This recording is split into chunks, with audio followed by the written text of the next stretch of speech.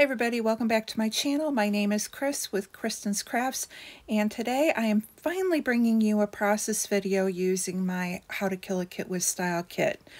I had such good intentions when I created it at the end of March, and between vacation and work and Build-A-Page and other things, I never even touched it. So I finally got in, so I can at least say I made one layout with the kit, and I think what's going to happen is I am going to roll it over to next month. So the focus this month is on flowers, and you know how much I love them, and I love 49th and Market. So for this video, I am going to be using papers from the 49th and Market and bringing in a lot of the laser cut die cuts and florals and some of my rub-ons, and just making a great wedding photo page. Now, the layout or the kit that I'm using right now, I had actually made, I was going to use it for the Mad About Mini Pads series that we do with Moira and Crystal and the rest of the Mad About Mini Pad groups, and I just didn't have time. So it's been sitting on my desk, and I'm getting ready to go this weekend to a crop. So I thought, you know what, I need to get this done and up so that you guys can at least see one of these videos. So I'm grabbing some of my Stampin' Up! Inks. It was kind of a dusty blue that matched the 49th and Market paper.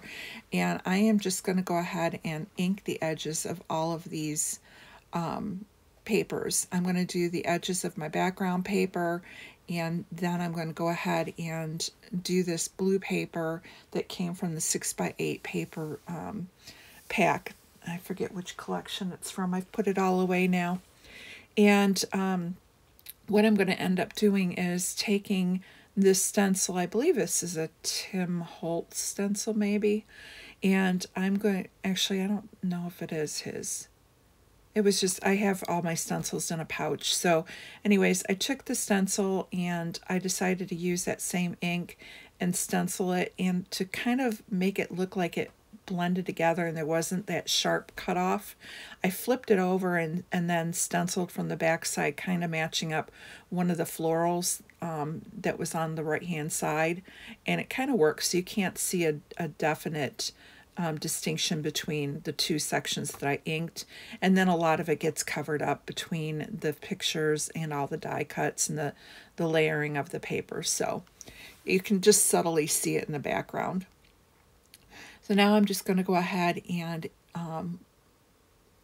mat those and put those down on the paper, and I'm trying to nestle the photo so it's between all the florals on that top piece on the right hand side. And now here's where I'm bringing in all the laser cut pieces I had previously picked out.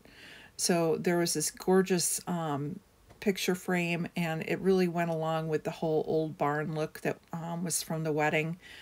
So I went ahead and cut that in half, and I'm going to use half at the top, and then I'll bring the other half in at the bottom.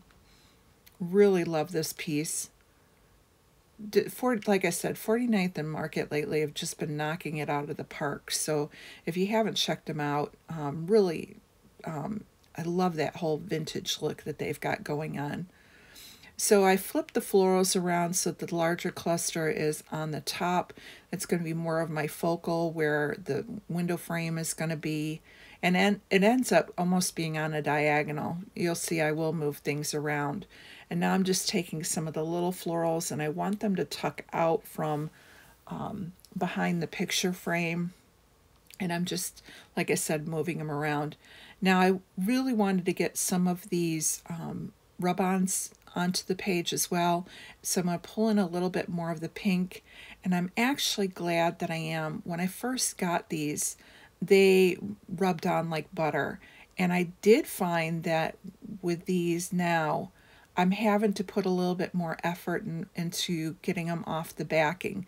So if you have these 49th and Market, they were from Spectrum Sherbert, you really, really want to get them out and start getting them on a layout, because it looks like they do have a shelf life. Normally rub-ons do, but I was hoping that these would be just a tad bit longer in the shelf life, and I think it's starting to near that shelf life, the end of it. So they're still coming off, but it was, like I said, the struggle was real. So I've got one of the rub-ons up above, and then I pulled one down below, and you'll see that they'll peek out from the larger floral clusters. And so now I'm going to cut off another one, and I'm going to have that coming from up above. And so I'm just grabbing one of them out. And this one I'm going to go ahead and have it like it's behind the window frame. And then I'll have that other floral piece peeking out. And so you'll just see a little bit of that pink popping through from behind the floral.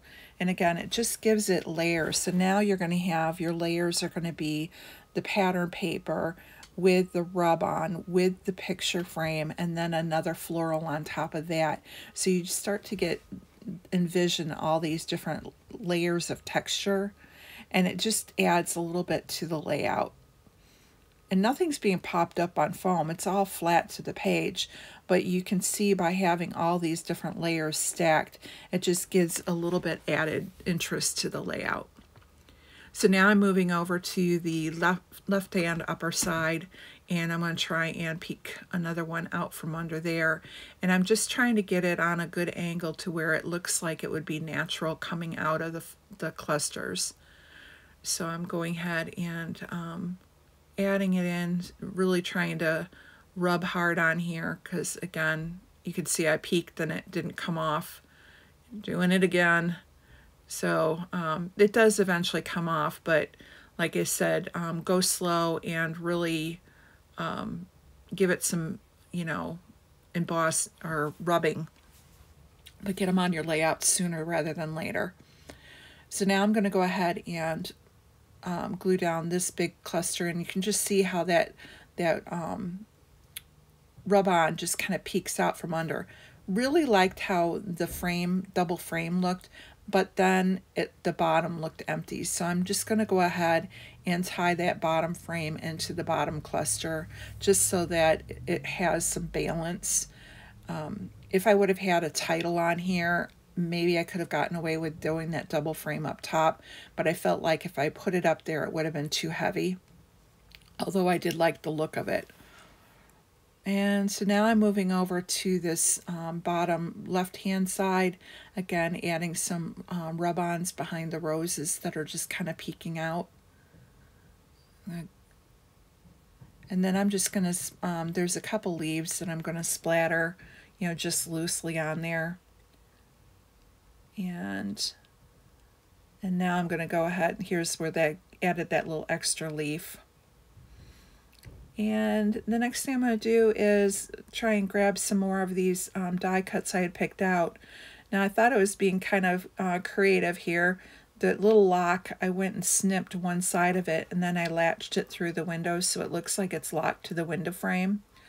But then I'm going to have trouble with where am I going to put the key for it. I do end up just putting it underneath that phrase sticker that's on there. Now I'm just trying to get this other piece glued down. I had already put away my, packed up my wet glue for the weekend. And so I'm like, okay, I'm just going to roll off some ATG and put it behind. When I come back from my weekend away, I'll just add a little bit more to beef it up. So here's where you can see I'm trying to test out the key. Then I moved on to the little heart buttons, and I'm like, okay, well, let's just put those in and I'll find a place for the key. And I'm back to looking for the key again and tried it up above. It just kind of was like, didn't have a home. I end up, like I said, finally putting it up here with the phrase, and I'm happy with how that's at. So the next thing I'm going to do is look for some of the rub-on butterflies. I decided since the rub-ons were needing to get used up, I would pull out a few of them. So I'm going in here and grabbing a few more of them out, and I'm just grabbing a couple pink ones. And after I get those down, the last thing I'm going to do is add some of the Nicole Jones butterflies. I just grabbed 3 of the lighter blue ones and going to spread those out, and then that will be it for my layout.